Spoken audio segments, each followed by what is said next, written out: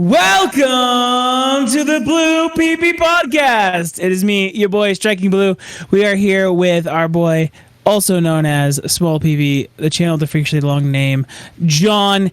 And we've got Marcus Rosell with us today from Dead by April. He is the drummer. How's everybody doing today? Hello. All good. All good. I ran all the way here. So, commitment. I'm feeling committed. Let's just say that. Yeah, we've been sitting here waiting for you to catch your breath for like the last 25 minutes. I think you need a treadmill, buddy. I think it took. I'm not even recovering, and it took me also more than 25 minutes just to start recording. I'm prepared. Am I? Am I not? I can't even speak my sentences right. Commitment, yes. Preparation, I'll give you a 2 out of 10. Okay, as long as I get a formal review. Marcus, would you mind reviewing my preparation as well? What? 0. Okay. 0. You see, Blue, this is... So it's not bad, it's not good either. Exactly. So, Blue, you see, you lied to me. At least Marcus is being honest. So, I mean... Okay, so... It's like you gotta work on it, but it isn't terrible. Okay. It's not good or bad. Yes, I love the fact. Yes, Marcus is neutral. Okay, so, before the start, Marcus, do you mind telling our viewers what you guys have done yesterday? What have I done yesterday? Yeah, I watched a movie. I went to the toilet many times. Many times. Oh, I get that checked out. Like it was more than usual, you know. What else did I do? He might die by April. I worked. Some work to do. Nah, I'm just shitting you. We released a new single, Heartbeat Failing. It's out on all platforms and YouTube and shit. And it rocks! Yes, it would be very awesome. Okay, so we've... Thank you guys. In what you call it, in combat for my preparation skills, me and Blue actually have... In months... Was it a month in advance? We started making these questions last month, right? Okay, so let's quickly start... Before we get started on that, I want to talk about something with the single real quick. Okay, I want to. Yeah. Go ahead and ask. So, I had to pull the friend card on Marcus here, and I was like, dude, I've heard this fucking chorus on Facebook like a dozen times. I need to hear the song, and he sent me the song, and I loved it. But for the first time in my history of listening to Dead by April, I noticed the accent, and I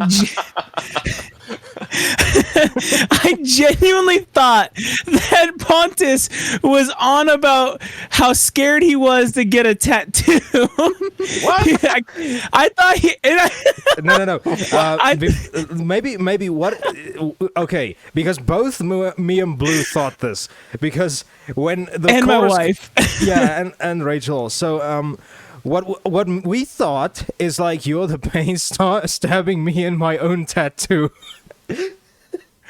So like I'm sitting here alone for 3 freaking days thinking that's the lyric because I can't tell anybody. Finally the song comes out. Yeah. But it sounds like tattoo. After we looked up the lyrics, we found that out. As a proud Swinglish guy, I strongly disagree.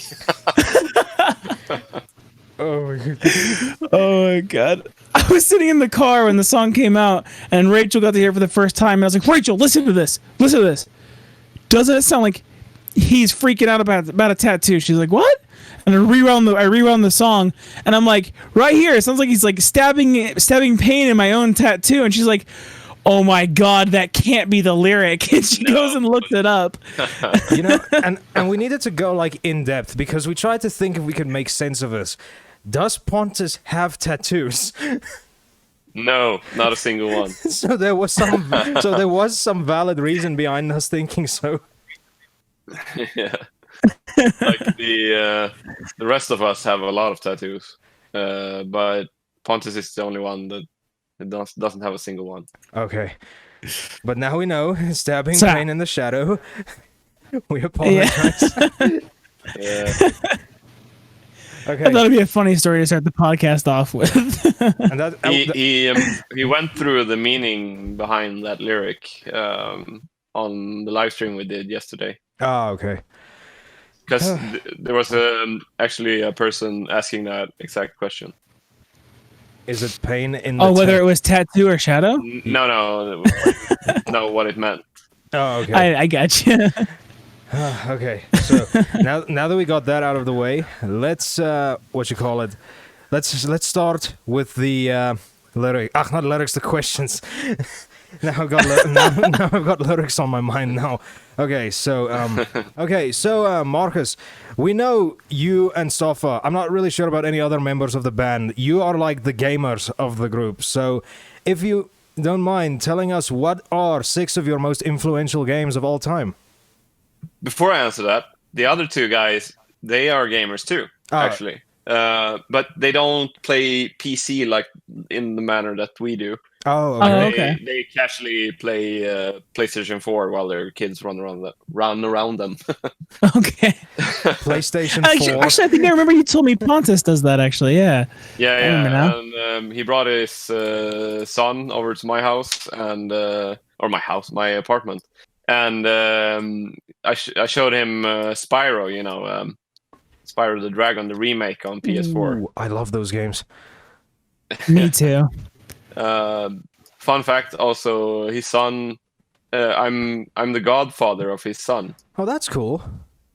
So I don't think that's common knowledge. But anyway, I showed him that, and after that, I get a text from Pontus. It's a video of his son playing Spyro, and saying like, "Oh, now it's his favorite thing in the whole world." Yeah, I remember. Look at you being a good godfather. Yeah. Yeah, I was like, tips from the Godfather goes. I don't know how to translate it into English, but my tip was good, basically. All right. So So yeah, the 6 most influential games, you say? yeah. All right, I'm gonna try to just shoot it out. I gotta say Ocarina of Time for the first one. I'm going top to bottom now. All So Ocarina of Time is like, that's the best game for me. That's number one like, for me too. Yeah, it's such an amazing game, and it's such a groundbreaker in so many ways. It did so many things before everything else. Like it's the first, for me at least, 3D action RPG. And action RPGs are my favorite genre. So it's like that's where I learned what I like. Same here. Yeah. After that, it's Banjo-Kazooie. Oh, Banjo-Kazooie. for- Okay. So Yeah, first 2 games is N64. N64 games. Okay. Yeah, that's like the era where I was a kid, and I had my, when you're a kid, you don't understand how things work. Like, it's just magic to you, right? So for me, those games were magic, It's like Yep. I was in a different place when I played those games. It was crazy. I bear those games in my mind with me as like memories that I relate to when I'm like doing other shit. They make me feel good if I think about them. It's crazy. Yep. And also, okay, so number 3, I don't know which one to pick. Like Donkey Kong 64 was great too. That was also like one of my highlights in my childhood. And if I'm gonna pick more recent stuff, like that, then it's gonna be Dark Souls for sure. Oh, I yes. played tons of Dark Souls. Like, I don't think I played anything else more. Like the Souls series or the From Software series, like Sekiro, Bloodborne, Dark Souls 3 I really enjoyed. But yeah, so I'm gonna say Dark Souls 3 as number 4. And I guess number 5, I gotta say World of Warcraft. I sunk so many hours into World of Warcraft. That's one of my top games. Number 6. Gotta go with the most recent one, Valheim. Ooh, yeah. Okay. I think that's gonna be like a kind of a groundbreaker. Yeah, I hope so. Like I hope they've that really game done is, something unique with Yeah. Valheim. yeah, it's kind of like, I would say that's the closest thing we got to a hybrid of like Minecraft and Dark Souls, because that game is really so I well agree. done. I agree. And it's like, Yeah. I don't know. It's like, how am I gonna explain this? It's like, it shows you how games can go forward, being amazing and stuff, and being very small in file size, good for I wouldn't say optimized, but what's the good thing? How would I explain this? The game is amazing. It has so much stuff, It's but it's fast to so download. small. Yeah, Yeah, it's fast to download. yeah, but still, I think they won customers on that.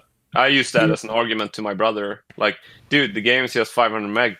Go buy it. You know. yeah, like there's no I excuse. used that to convince John here to get it. Yeah.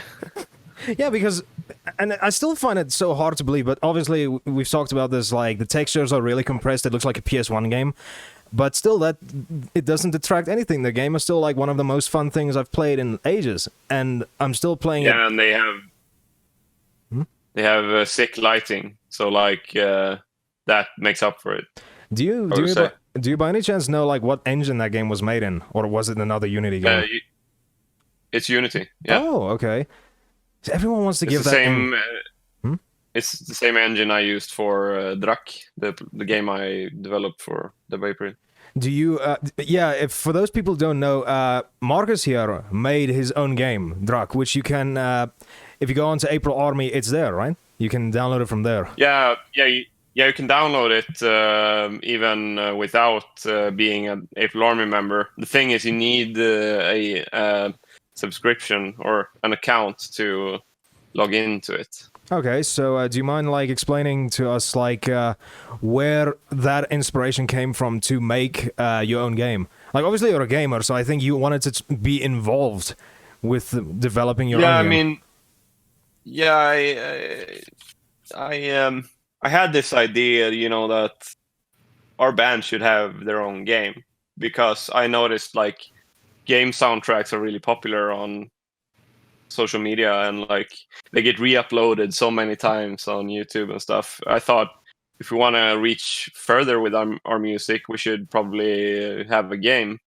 And I didn't realize when I got that idea how much work it is, to actually create the game and finish it. Drak isn't even finished. It's a short demo with a single boss. But anyway, I wanted to get something out to the April Army subscribers. So that's the inspiration, like why I wanted to do a game in the first place. But then further down the road, when I started to develop games, I realized that I really love it.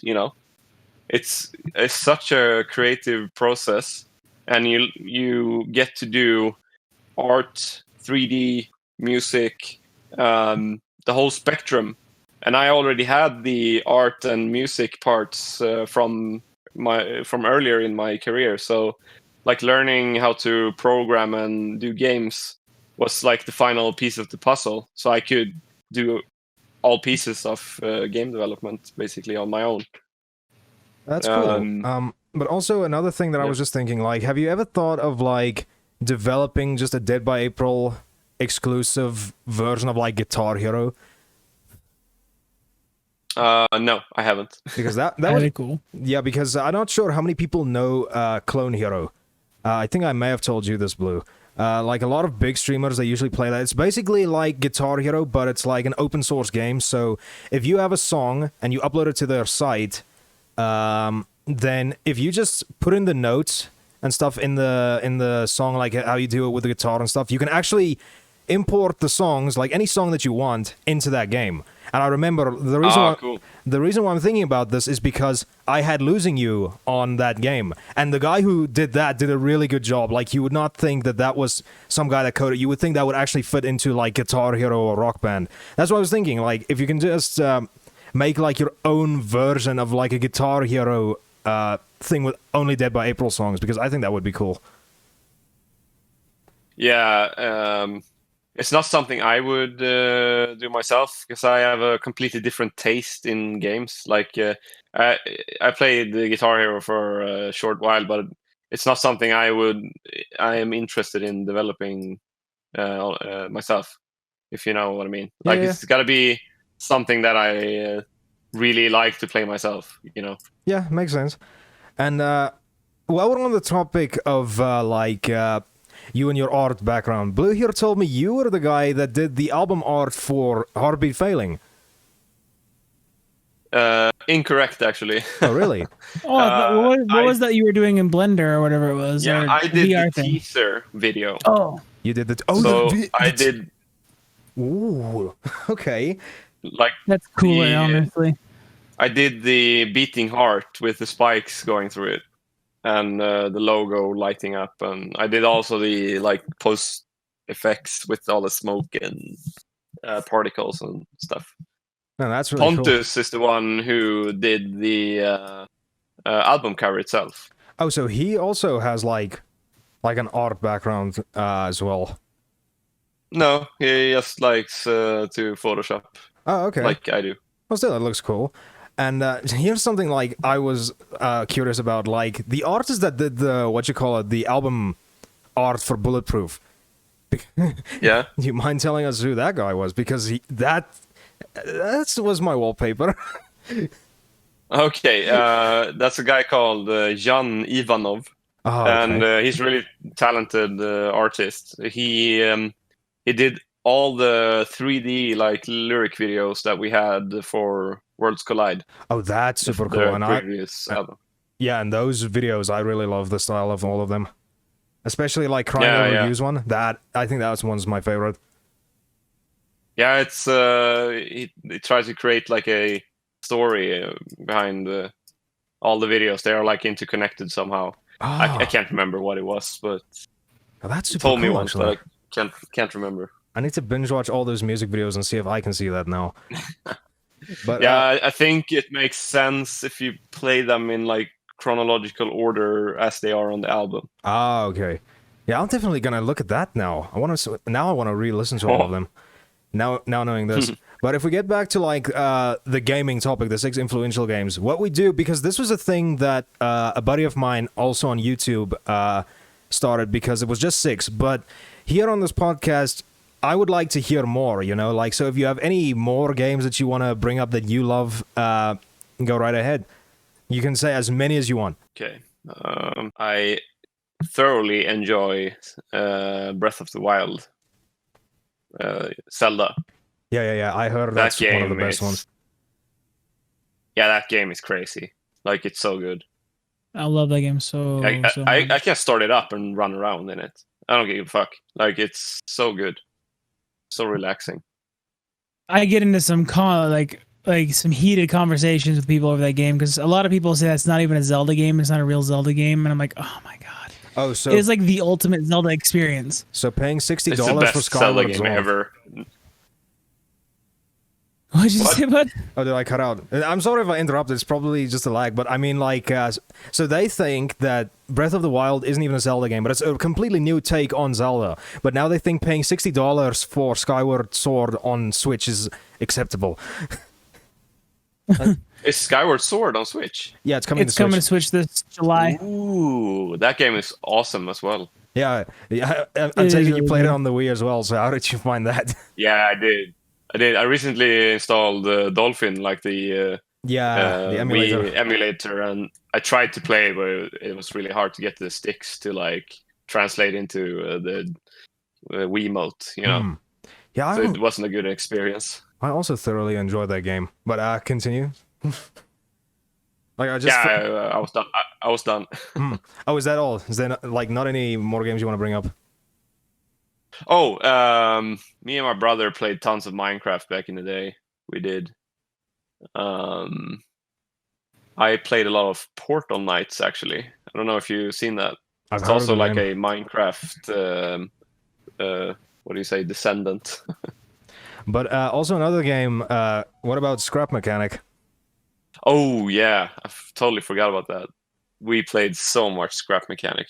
That game is awesome. So that's also Like kind of me like. and Oh, okay, no, sorry. Go ahead. me and my brother are like very creative people, so we get we get lost in games like that. We can just build shit forever. So the whole thing with Scrap Mechanic, is it like a survival type game, or does it take more to Minecraft where you're dropped into a world you can go nuts? Is that kind of like the vibe Yeah, let's go?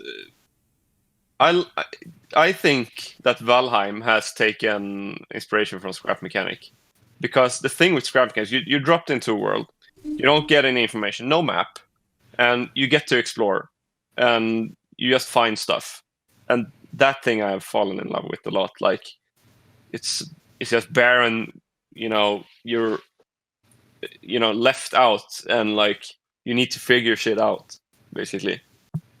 And I love that feeling that nobody's holding my hand. I don't have a map, I don't have like tons of messages just popping on the screen like what I need to do. That's just boring to me. Like, okay, you spoiled everything, like I don't get to figure anything out. That removes like the whole sense of discovery. And also, And like, me and I'm sorry. why are you interrupting me all the time? No, I think That's like John. the way you phrase your message, I thought it's like the end. It's like, I'm an old man, I'm not as quick as you. Okay, I'm sorry. Continue. No, what I was just about to say is like, God damn it! Hey, you say continue and then you start talking. No, but what I was about to say is like just so you don't feel like holding your hand, and every single That's thing that another you, centimeter. oh for goodness sakes, no, what I was just now you're interrupting me, Blue. Okay, so It's revenge to take a centimeter. yes, okay, but what I was saying, like with the games, like you don't feel like you're being it's holding your hand, and everything that you do in the game is because of you, so that must feel much more rewarding. Yeah, I mean, you get to you get a more of a challenge. It feels like, Yeah. and yeah, I think Valheim did that very well too. It's not, I mean, the bird comes sometimes and tell you something, but it's not at all like they're holding your hand. You need to go explore, and you'll find shit. And That's so, what I like. and so, any other games that you'd like to bring up? Nah, I think I'm good. All right. So, next question: what is your favorite Dead by April album? My favorite. I think it's a hard one. Like I really like Incomparable. The second album. I think it has a lot of good songs. Which one was And, Incomparable? That's the one with Calling on, right? Yeah, and I think the production is a bit heavier.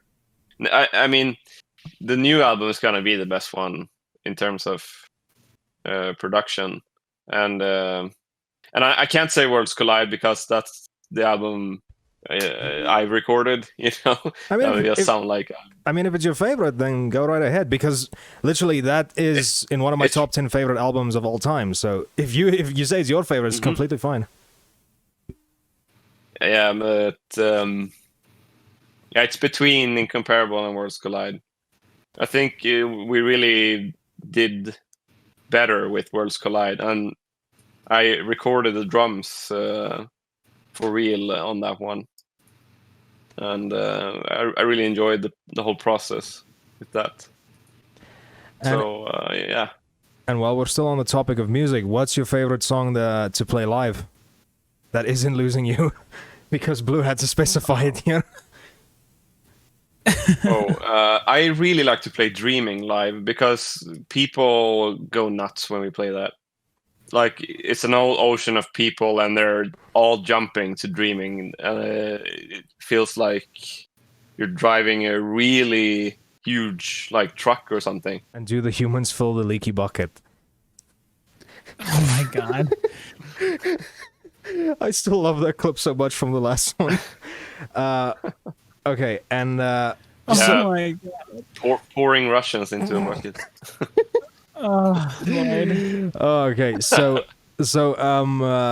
So it's been 2 years now. So what has it been like recording with Stoffa? I mean, Pontus is the one actually doing the work, but I've been in the studio with them, and all I can tell you is that Stoffa is a machine.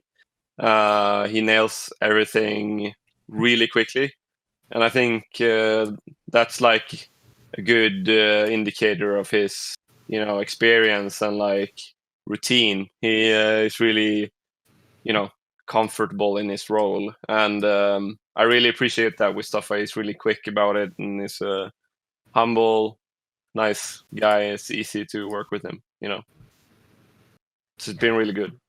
Okay, so question 7, I'm gonna save more for the end of the podcast. So next question is, how does it feel to be the guest on the best podcast in the world? Good. It's good. Except, you guys are funny. so the most embarrassing and or funny tour story. Yeah, there are many of those. But I have this really clear memory of one of my earliest shows with Dead by April, where I wasn't as, routined. I was really young when I joined Dead by April. I was just 19. So, and Dead by April was still a big band. It's bigger now, but it was still a big band back then. And we were playing in Stockholm, Sweden, and it was almost sold out show, I think. And the intro was rolling, and I'm the one that enters the stage first. And I basically got stuck in in a few cables, and I fell down in front of 1,000 people. Oh no! And I disconnected my in-ear system and all things, so they had to stop the intro because I fell.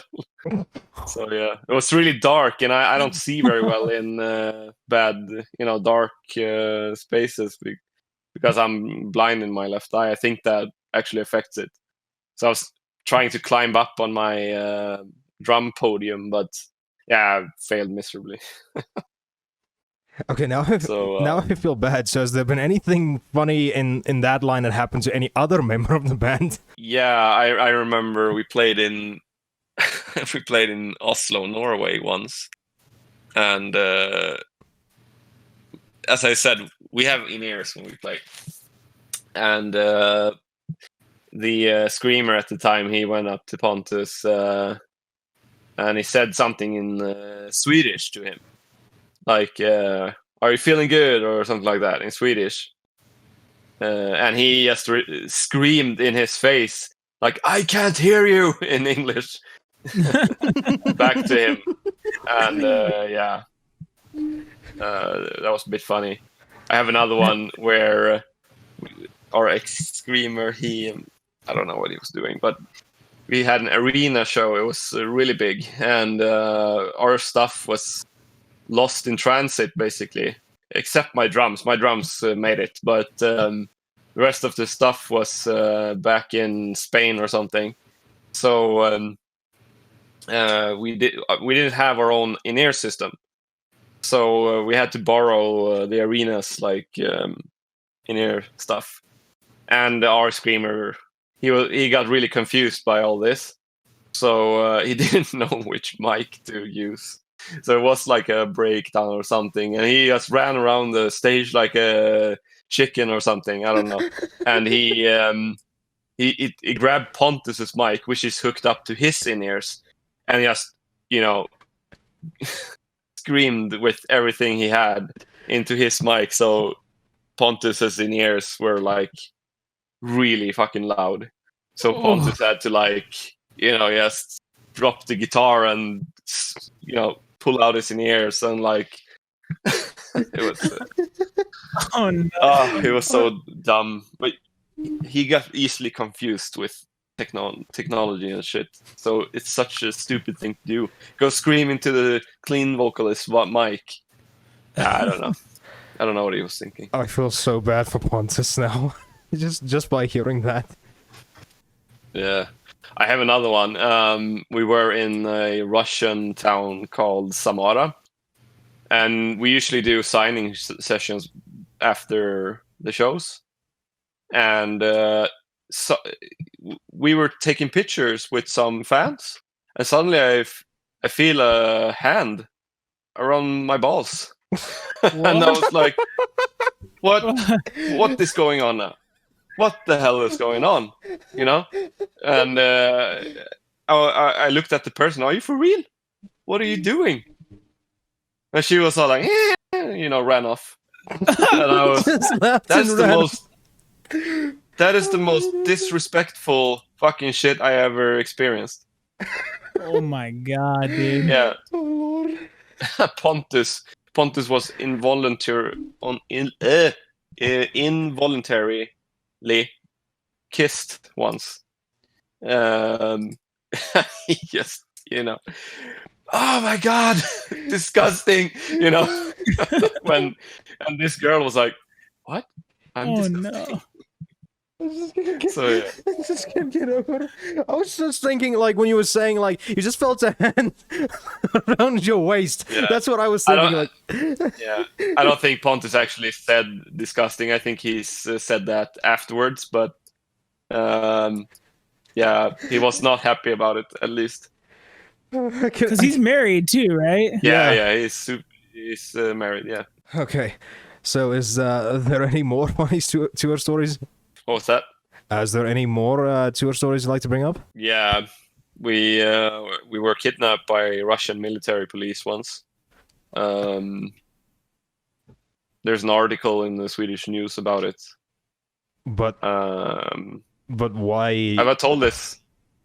Hmm? Haven't I told you this before? No, I don't think you have. Okay. He's told me. Oh no. Yeah. That's why he's confused.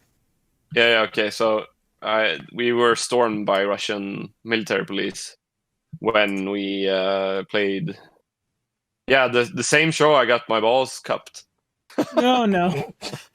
It's the same show, actually. The Russian military police stormed the place afterwards, and yeah, they went in with guns and grenades, and like they had really large knives, and they interrogated us for hours, and just had us sign a bunch of very Russian documents that we could not read, and yeah.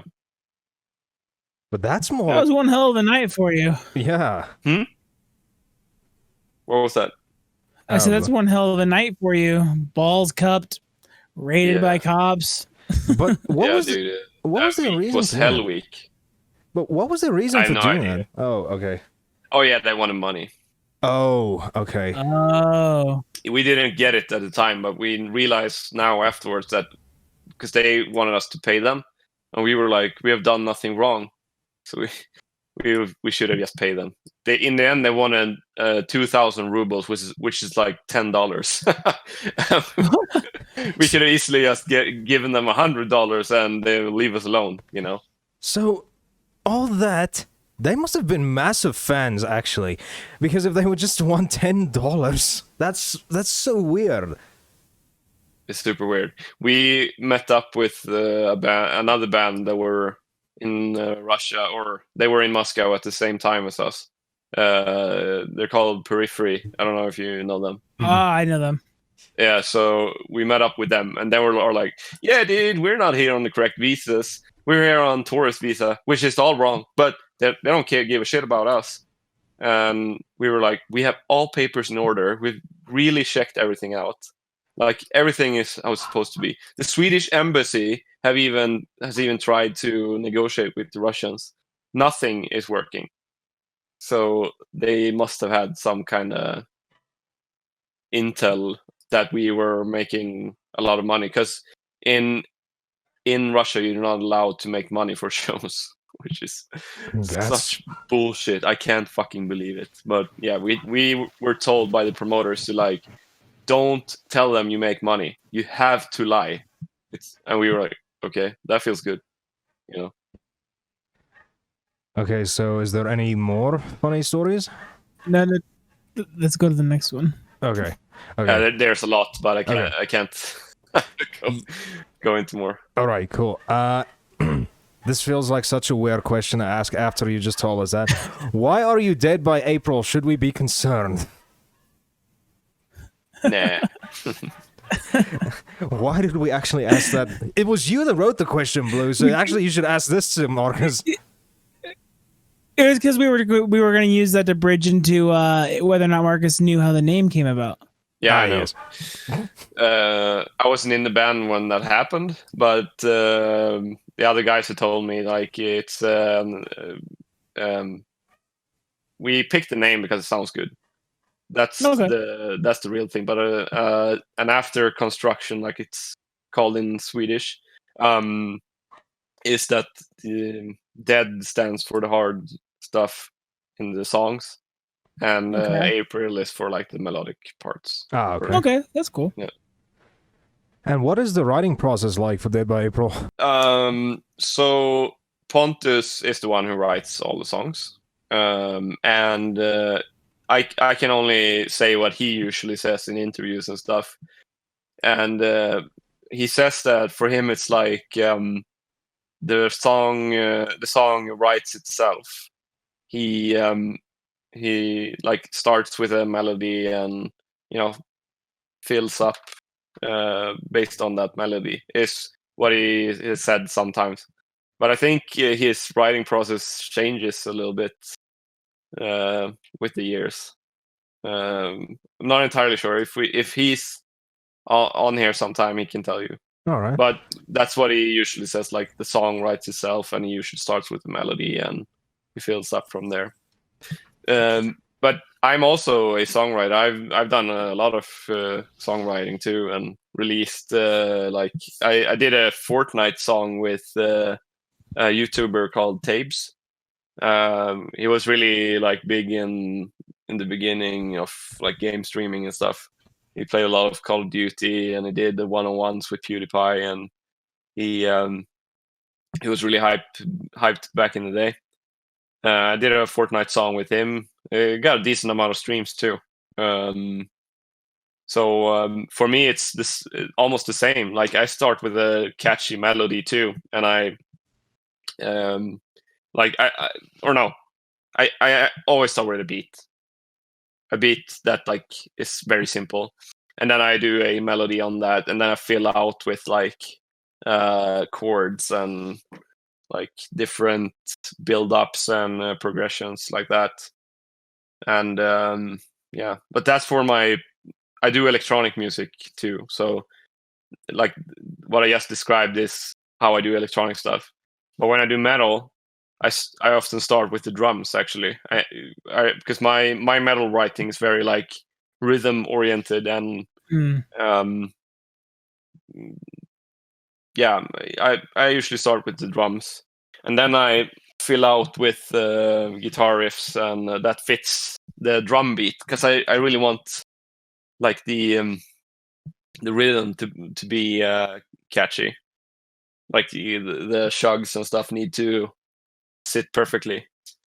So yeah, I usually start like that, and when I have a cool like shuggy riff, I usually fill out with like ambience and melodies and stuff like that. My metal writing is really different from Dead by April. Like I don't write metal in the way Pontus does at all.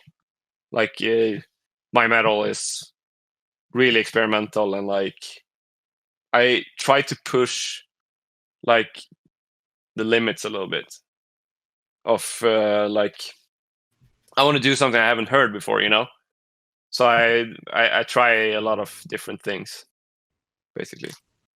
I know you were in that in a band, Humanity's Last Breath. How involved in the writing were you with that? Nothing. I have played drums. Okay. It's the same like the by April Light. I'm not involved at all. But okay. I have my own metal project called Splittrad. Yeah, I've listened to a bunch of that stuff. I really like it.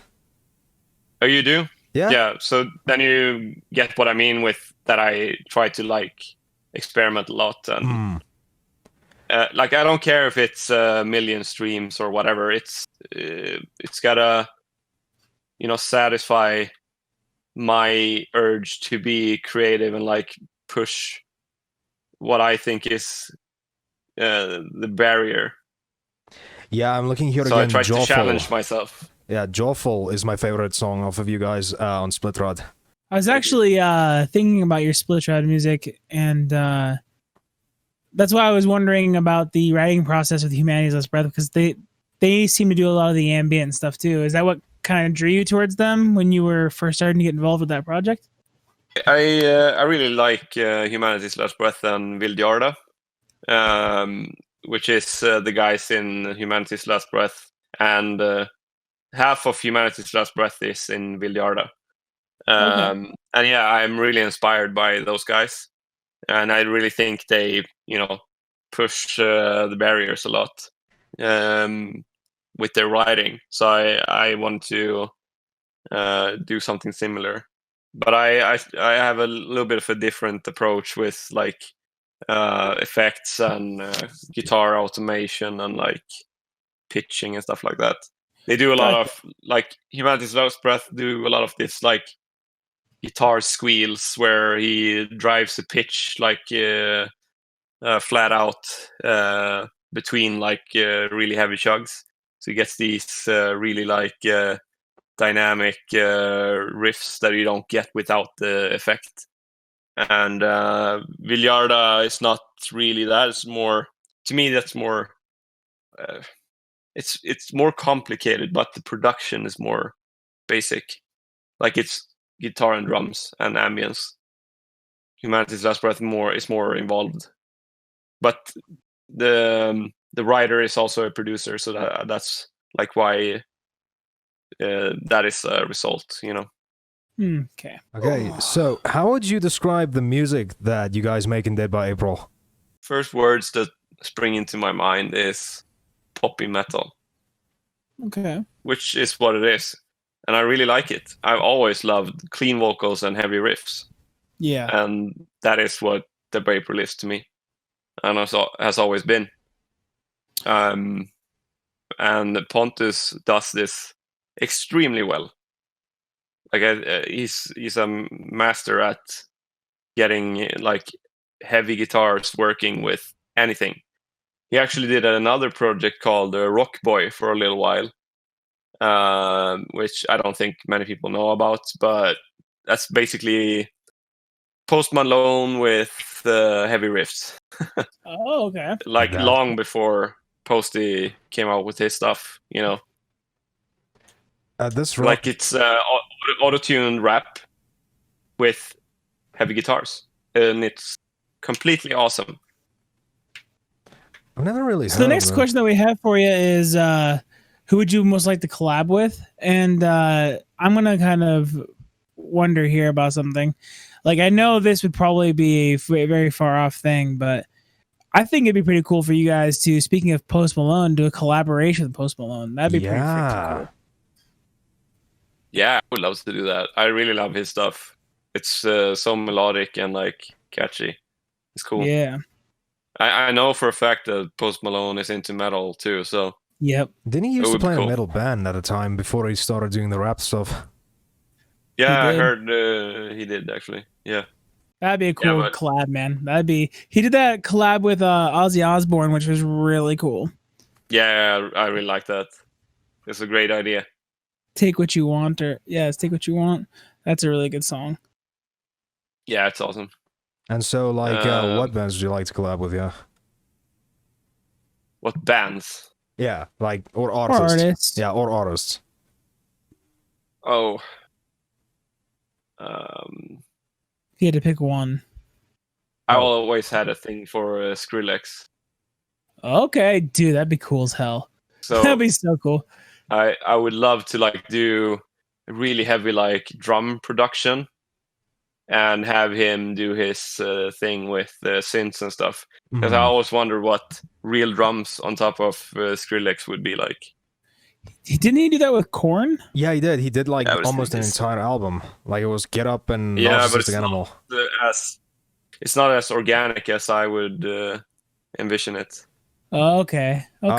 This is also gonna lead into like a question I asked. You guys remember a band called Beyond All Recognition? Didn't they do something like that almost? Yeah, we toured with them. Remember? I told you. Yeah, I was just thinking. We toured with those guys. Because and I don't know. They did something like that, but I don't know. It's not quite how you I would envision it? Yeah. envision it. Because I think like Skrillex had really unique sounds. Like Yeah, he if did. you listen to Equinox or yes, what's it that called song is so good. First of the Year, I think he like did spend a lot of time on the magic in that song. Like I want to do something like that, like unique with like organic drums and like guitars and stuff. And I've tried to do it, but the two are really hard to combine. So some kind of cool combination that hasn't been done yet. I think that the best effort is the Doom soundtrack by Mick Gordon. Yes, that is so yeah. good. I think the song I'm thinking about is Flesh and Metal. That is like, I think that's some groundbreaking stuff like that. If that would be a metal band, they would be onto something, I think. Didn't Mick Gordon help produce a bunch of the songs on Bring Me the Horizon's new album? Yeah, he did, but it's nothing like the Doom soundtrack. Yeah, I was just thinking because that was kind of cool because I think maybe it was Kingslayer specifically. I don't know if he did everything, but I just remember going on Wikipedia one day and seeing Doom not Wikipedia, on Google. It says Doom composer meets, I don't know, I can't remember what it was, but it was just basically talking about like how he helped produce it. That either that song or that album, I thought that was really cool. So like a guy that mainly produces, I don't know if he produced anything before that, but mostly video game stuff, is actually helping to produce like big band stuff. I thought that was kind of cool. Yeah, that's cool. And any other artists No, specifically? it was not Flesh and Metal. Let me check. If I think of Do any you, song, you know, I realized, John, about these questions. yes. When we went back and we fixed a bunch of them, I didn't renumber them. So there's like 216s, 217s. Oh yeah, I see that now. Rip. Don't worry. Okay, question 16. That. Question 16. Didn't you ask question 16? Yes. Oh yeah, it is actually Flesh and Metal. Let me also hear it. Because if I think of Doom, especially Doom Eternal specifically, then it's the song called The Only One They Fear Is You. That's my favorite song on that entire game. Cool. Like That intro he gets to Doom. so Go ahead, much sorry. streams. It's crazy. The Doom soundtrack is by far his most popular work. I don't know if he's the one who made the intro to Doom Eternal, but that intro hyped me up big time. When I first started Doom Eternal, I was like, I think "Whew." it was him, yeah. He's the composer for both games, and I also even figured out he did the soundtracks for those two new Wolfenstein games, which I haven't played yet, so I wouldn't know how the music He sounds. Those are fucking crazy. Like, Ooh. you should listen to Kill Everyone from the Wolfenstein soundtrack. I definitely think I have to. Because I've And always wanted... Faust is awesome too. I've always wanted to play them, but I just don't know. I never got around to them. I've played a little bit of, what was the second one? The New Colossus. But that was only to check if my PC was still able to play games at like 60 FPS on high graphics, and that game was able to. So that's why I decided, yes, I'm taking this PC, but I never got the game. I know that Mick Gordon wasn't able to finish production on Doom Eternal. I know they had to bring somebody else in to finish it up because I think there were scheduling conflicts with Doom Eternal. I can't remember exactly, but Okay. the person who came in and finished off Doom Eternal did, I think, an okay job. I don't I think haven't the noticed production much of is the as good on Doom Eternal. Like, the sound mix isn't on par with the old one. Yeah, I can see that. The music definitely doesn't hype me up as much, but the intro song does. But didn't I Yeah, hear... And then, Yeah, but didn't I hear Mick Gordon got into like some legal trouble or something? Isn't that one of the reasons why maybe he couldn't be able to finish the songs? it might have been. I don't remember exactly. I'm not sure. That dude is talented, though. He's insane. So just as a quick, just to go a little bit off topic on the questions, what's everyone's opinions on those Doom games? The new 2 one. That sounds weird. You're asking this because it's a loaded question because you know what I'm going through right now. Yeah, I know. But let's hear it more from Marcus's perspective than you can tell us what your love relationship with that game is. I love Doom Eternal. It's great, but the music is not as good as the previous one. So, I like Doom 2016.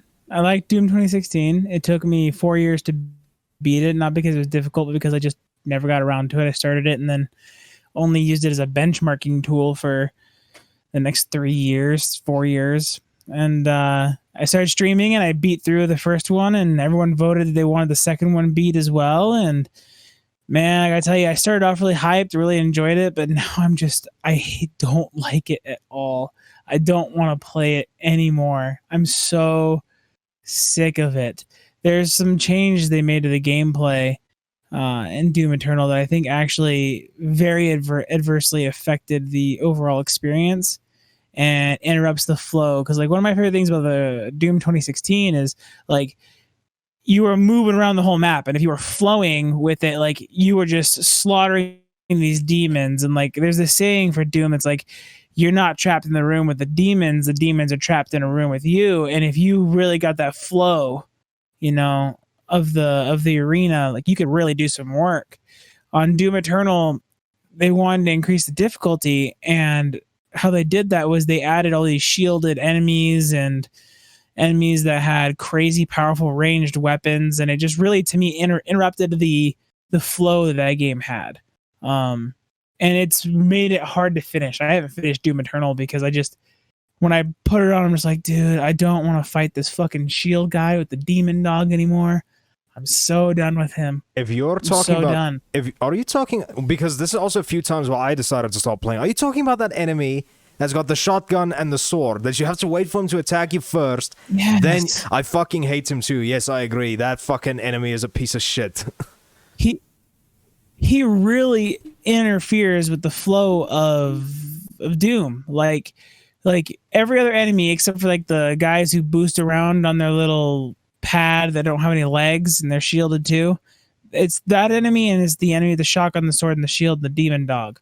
Like those two, for me, I know a lot of people really liked those enemies and those additions, but for me, those enemies really adversely affected the feel of the game. Specifically too, because like the shield is so broken, because you bring out your BFG, it kills everything in the game except for that one enemy with the shield. Kind of defeats the purpose about what that gun does. Yeah. It just, I don't know. Like, I get what they were trying to do. They were trying to make it more difficult, but that particular game really wore me down. Like, I just want to move on. And if we're on the topic of Doom, because I went to my brother's house one day and he was busy playing Eternal. I just asked him, what do you think? He's like, I don't like this game. He told me like one of his, it's still in his opinion, his favorite Doom game is Doom 3. So I'm just curious, has anyone played that? Does anybody have opinions on that game? Because I also really like it, and they're doing a VR version of that game. Later, I think it's already on. Yeah, Doom 3. Yeah, I don't think it's as good as the 2016 version. You think you'll give the VR one a go? Because I would really love to see that game in VR. Yeah, that would be fun. Actually, I never played Doom 3. The first Doom I played was Doom 2016. Okay. I would recommend. It's fun. It's a fun game, but it's not really high octane. It's more like a horror game. And I think that's why people tell me it's not really a Doom game. But like, this is just I'll just bring this up because I find it funny. I find it funny that my brother brought this up. He told me he would like to have a VR version of Doom 3. And that was just the day when the VR trailer came out. So I just showed him my phone. It's like, oh, I can't wait. Okay, but let's get back to the question. So, Marcus, do you have any other artists or bands that you guys would like to collab with? Nah. Just Skrillex. He's like, fucking Skrillex or bust, bro. But how? Speaking of Skrillex, he's another one of those people in that genre that were into metal too. He was the singer for From Escape. First to Last. Oh yeah, From First which to is a Last. great Yeah. band. He is back in From First to Last, isn't he? They made new songs. Yeah, they released two new singles a couple of years ago. But they sucked. I like Make War. I thought Make War was okay. I can't remember, but what's their most popular one from First to Last? Isn't it like Dear Something or something? Dear Me or something? I can't you remember. mean with him or without him? With him. Oh, it's probably Dear Diary. Yeah, okay. Then I really like that song. God, they're really good though. I really like their newest album. Actually, I can't remember the name of the singer who came in and subbed for them on Dead Trees. I think that's actually probably music wise. I think that's probably one of their best albums.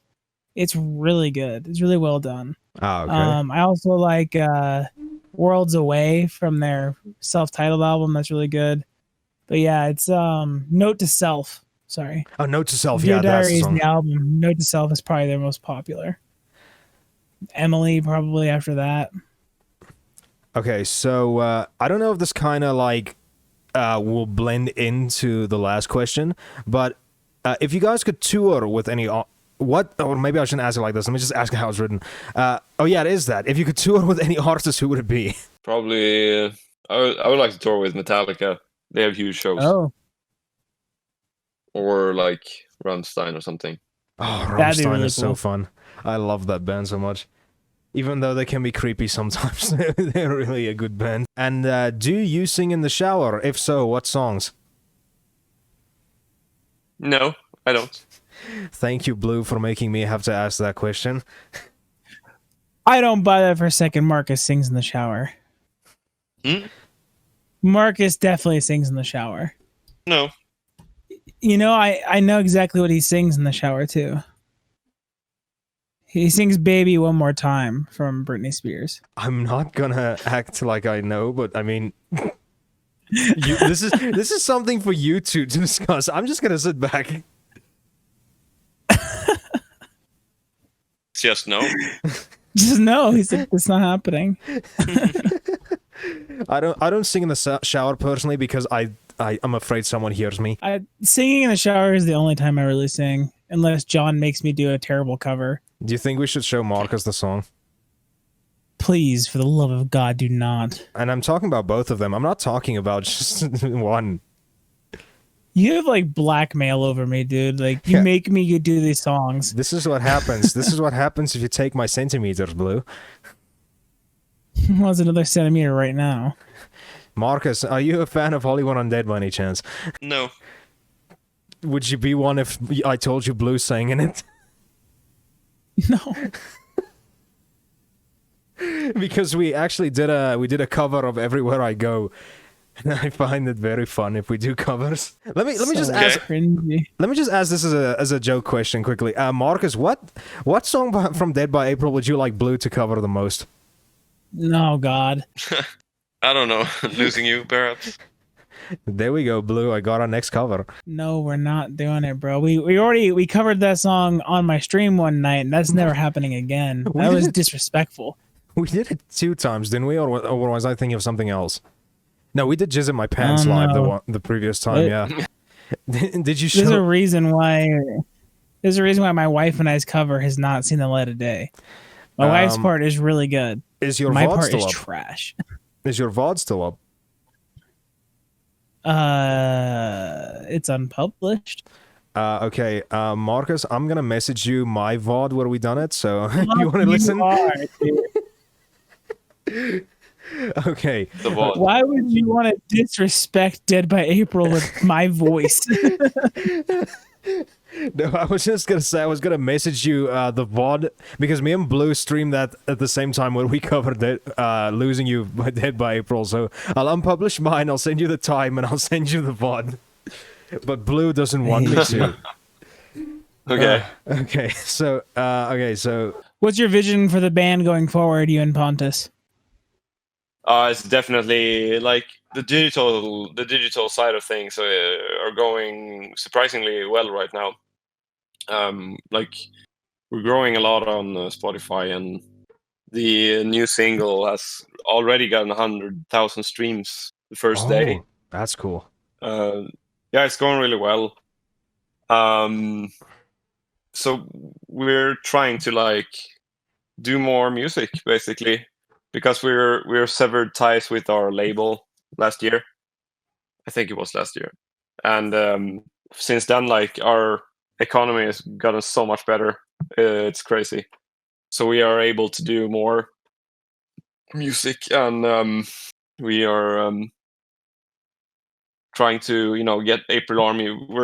We're trying to get more artists into the April Army concept, like building tight knit communities with their fans. So we're working on that too a lot. Being more active in social media, and we have some preliminary shows booked after COVID-19, which are pretty big. So we will do those, and we are building like a stage environment for the first time. Yeah, I think I told Tyler about this. Like, we're gonna have like pyrotechnics and CO2 cannons and like custom podiums, and Fucking dope. Yeah, that That's gonna be sounds so cool to super see, awesome. dude.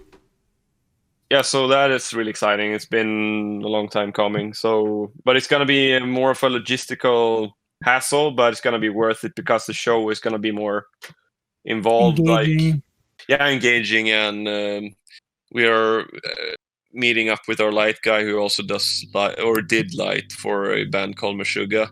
Oh, I know that band. Yeah, so their light show is insane. Yeah, it Gonna is. work a lot with him to like build a more interesting live show, because we've been that band just goes up on stage, we play our songs and don't say shit. so we're gonna be more involved with the audience is a plan we have too, because Stoffa is really like outgoing and social guy, so we will have more audience interaction, I think, with him as a screamer, which will be a positive thing Good going thing. forward. Yeah. Yeah, so that's basically what's in the pipe right now.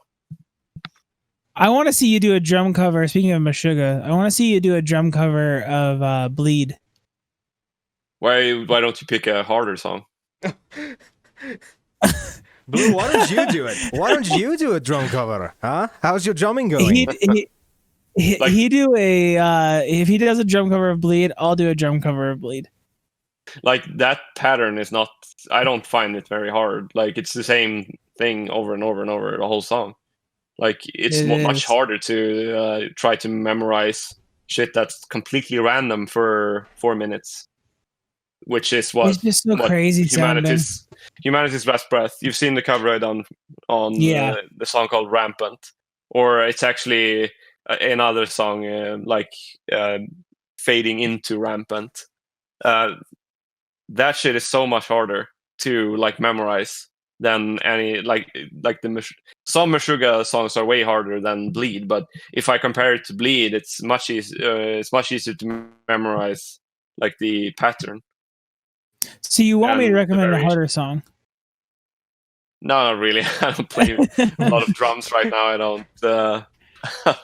I don't want to record too much drums, but I am gonna do playthroughs on the deadbyapril stuff, because my company is super busy and I need to focus on the development side of things, because there's so much shit happening. It's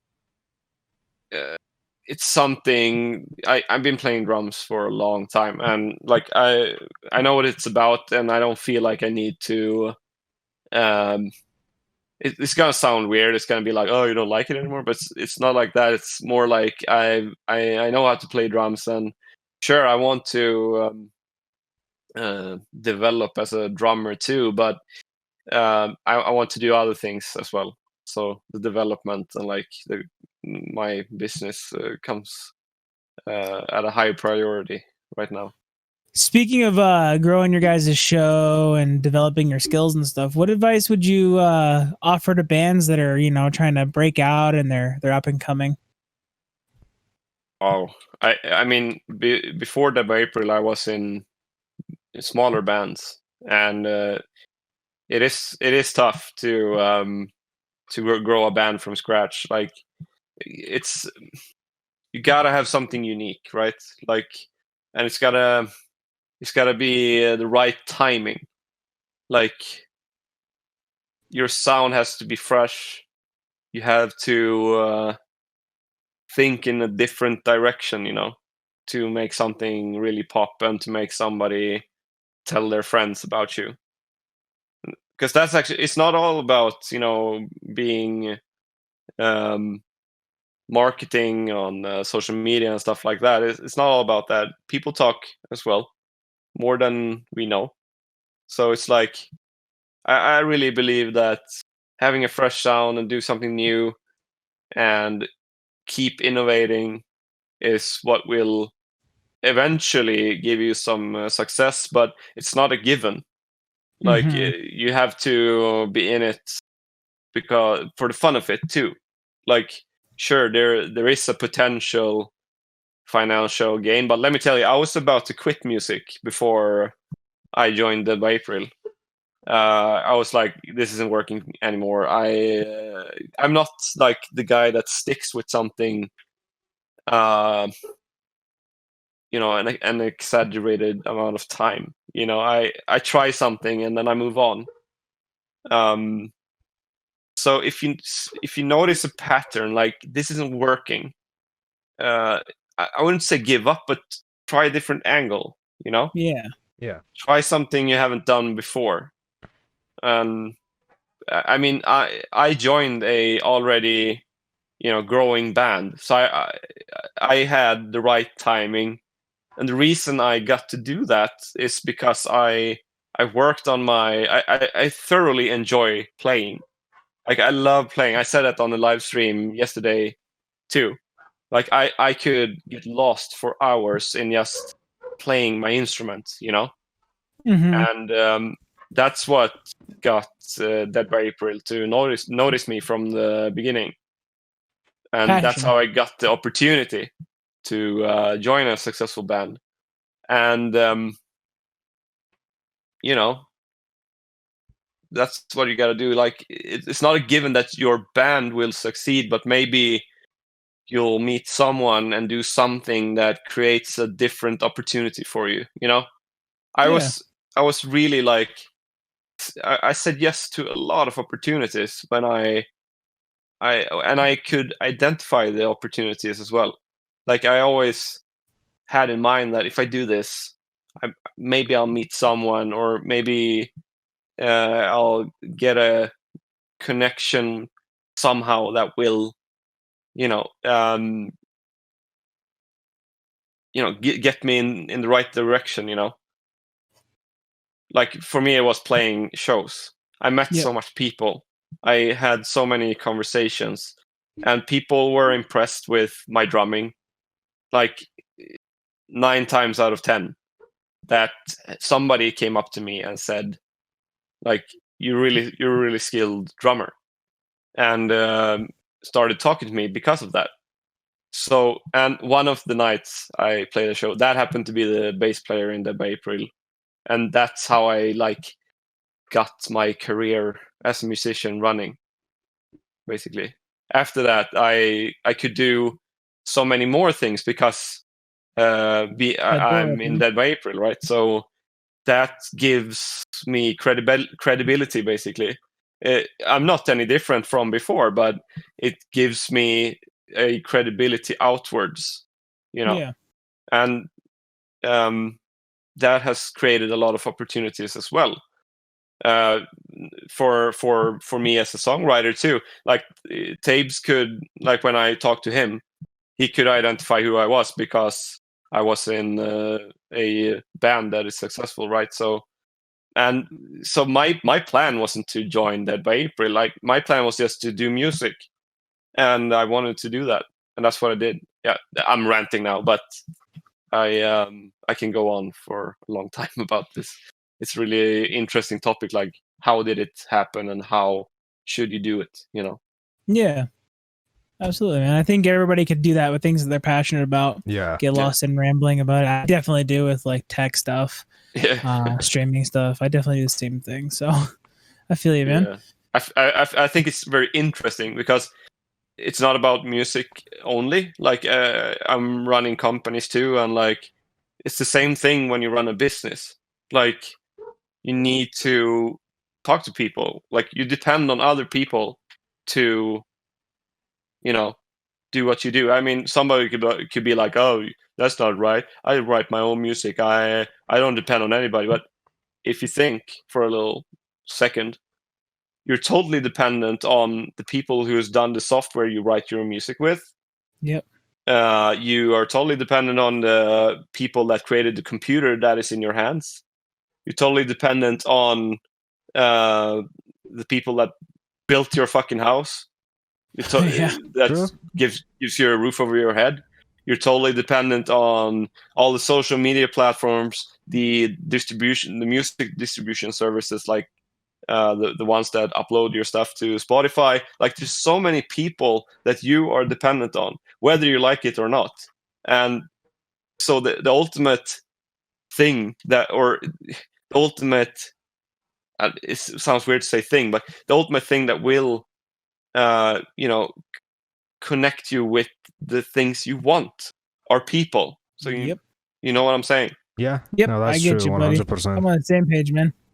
Yep. I don't think a lot of people think about that, but that's it. Like, the reason Dead by April is a big band is because of people too. Yep. It's all starts and ends with us and what we can do for each other. Yep. I noticed that big time in streaming myself. I know it's not comparable to what you guys have done, but like, it's entirely dependent on the community you build and being interactive with them, and like, be nice.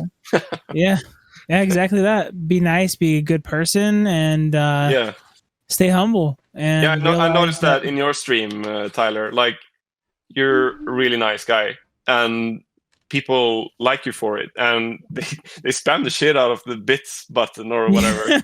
just cool to break him. Yeah, but they like your reaction. You're so humble, and like, cool. Like, your reactions are so genuine, and like, it's really nice to see.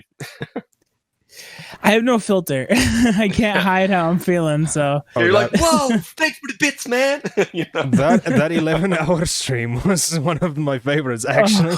That was so funny. Oh my god, Marcus, I actually think you were in that stream. 11-hour stream. Yeah, he was. Yeah. Was it the one where you played my drum cover? Yeah, was that one? Yeah. Okay, yeah, I don't know what's in it. Yeah, that stream got crazy. It goes to show like how much it really means to you what the people do for you. So I mean, that's good, and that's why people stick around, because they truly love you. So yeah, you need to be nice, and like not always like agreeable either, because then people will just fucking run you over. But you need to be assertive with what you want, but at the same time, have big ears and like listen to what people around you think, and like what you can do for them. This actually bridges us perfectly into what you want to talk about at the beginning of the podcast. You said that you had some funny stuff you wanted to talk about. Oh yeah, that's also about people, actually. Yep. So with the release of Heartbeat Failing, we had some people hate on the music. That always happens, but I don't know, this time around I'm a bit of a soldier. I actually went after the haters. I know you shouldn't do that, but I went after them with love. Oh, okay. Okay. Yeah. So there's this one guy that commented on the song, on the video. He went like, let me see here. I have it in the group chat. Jimmy would turn in his grave if he heard this shit. What? Yeah. What? How? I don't understand. And I noticed the guy has his own like music project, and he's uploaded songs to YouTube. And I was like, "Your songs on YouTube are awesome." I wrote to him, and then he replies, "Thank you. I'm a huge DBA fan." And I was like, "What?" and he goes on, but this is a bit weak. No offense, you're a good man, Marcus. I was like, "What?" Yikes! I'm That not was even a gonna say his backpedal, name though. because he will get a hate storm. But Yeah, you will. yeah, I can send you his channel. There's this other gosh. band that I listen to. Whenever they get hate comments, they heart react them on their Yeah. YouTube channel, so all the hate is at the top. And I think that's a clever, funny thing to do. Yeah, then their defenders will attack them for them. Because I wanted people to check out his songs, so that's why I wrote the comment. Because it's a And bit that- funny when you leave comments like that, and your stuff is so well produced, and so he's got so much talent himself. That guy, kill him with kindness, man. Come at Yeah. him. Fact. Yeah, it was just guys, check out this guy's songs. They're so great. It's just still that just goes to show it's so weird. Like you don't have to like something, but honestly, why would you want to like send hate? Like why the people did something that they love. Some people are just wired differently. That's all I can say. They're running off They don't Windows think- XP, so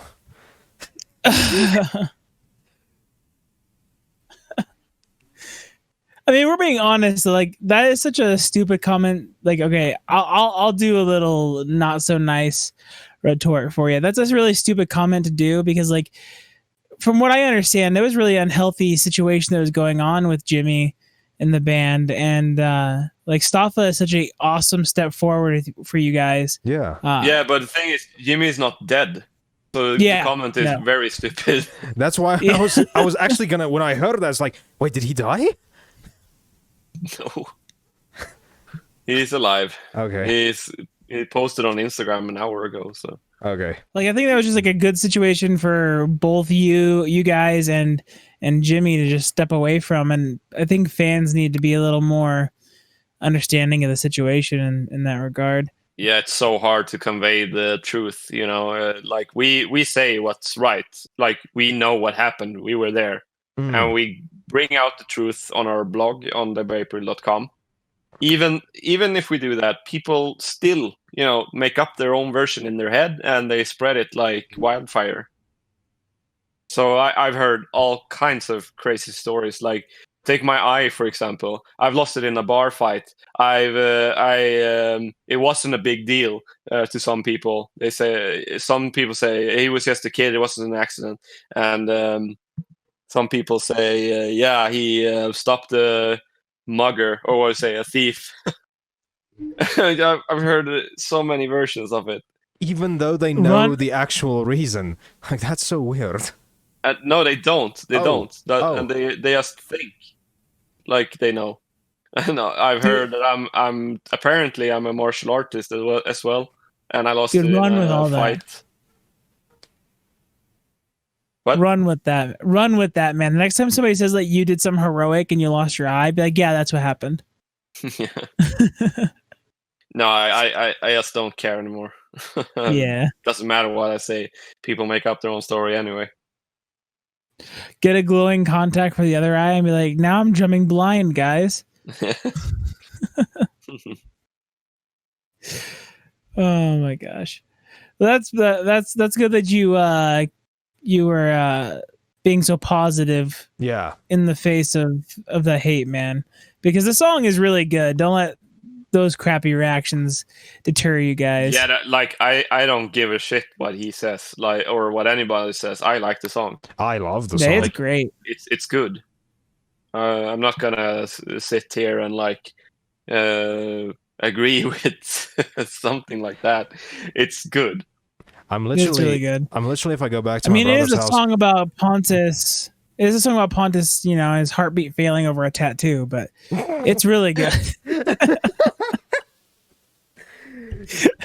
Make another version with those other lyrics. Yeah, please do. That'd be so funny. I really have never noticed the accent before until that lyric. That was the first time I've ever noticed it. It cracked me up. I felt so goofy when I realized what the lyric really was. I hear it perfectly now. Yes, yeah. But God, the first time. After I saw the lyrics and read, yeah, after I read the lyrics and listened to the song, and when I got there, it's like, I'm stupid now. Because it's clearly Shadow, but God dang, does this, like, listen to the song, Marcus, and tell me that doesn't sound like Tattoo. I never heard it. I listened to the song a lot, and I never heard it. Okay, listen to the song Listening for Tattoo. Come back to us then and tell us. No, it really, that chorus, man, is incredible. I really would like to know, like, talk to Pontus at some point and be like, dude, like, what were you doing when that came in your head? Because his voice and the way that it, like, the way that he delivers those lines in that chorus is great. The whole song is great, but that chorus, man, is one of the better choruses I've heard in metal. Like, it's really good. I love that breakdown I agree. so much. It's what he does best. Yeah, it's excellent. It really pops in the chorus. I agree.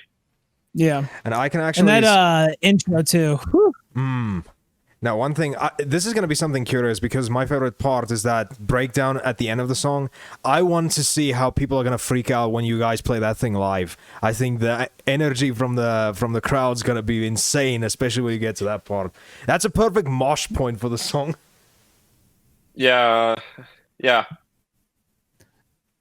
I wanna see a Dead by April song where you guys build up to a breakdown like that, and then it just goes to zeros and the guitar, and it's just fucking Marcus going ham on some double bass. That's what I want. We talked about that actually.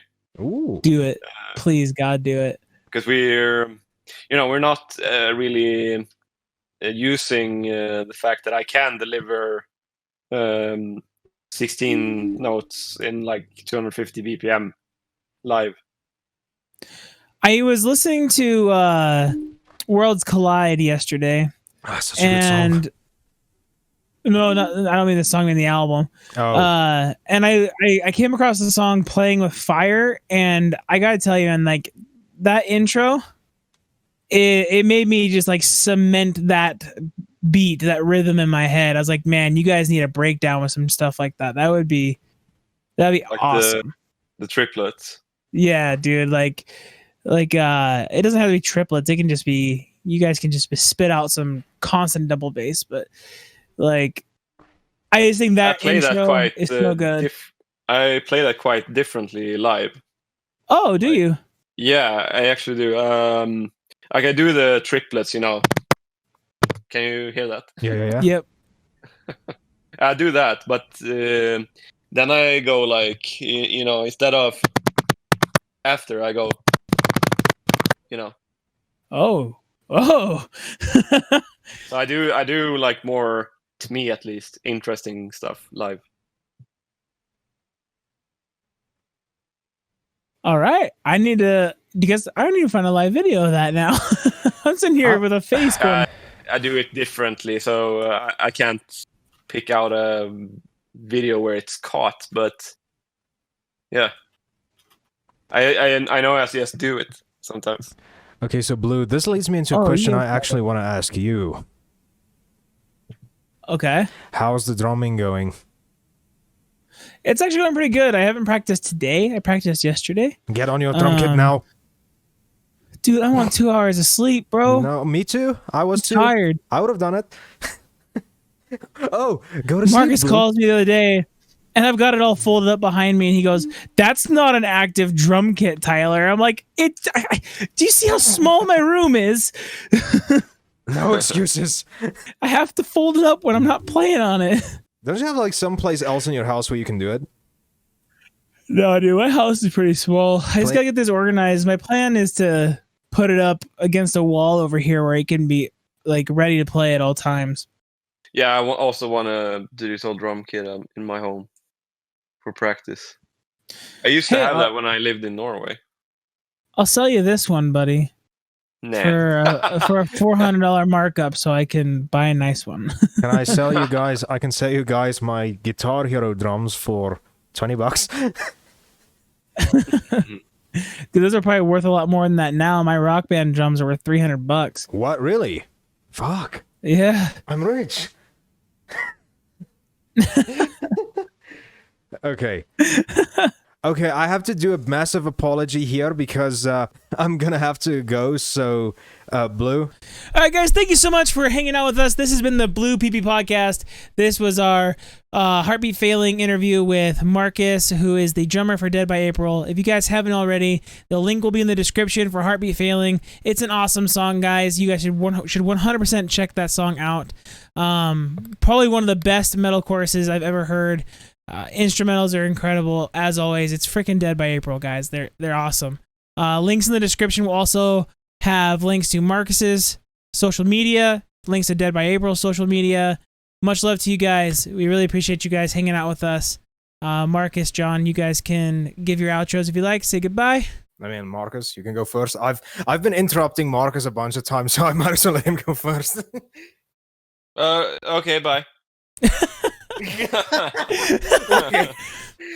All right, thank you guys so much for watching. If you guys want to help support the podcast, we do have merch, and if you spend more than $30 on our merch, you get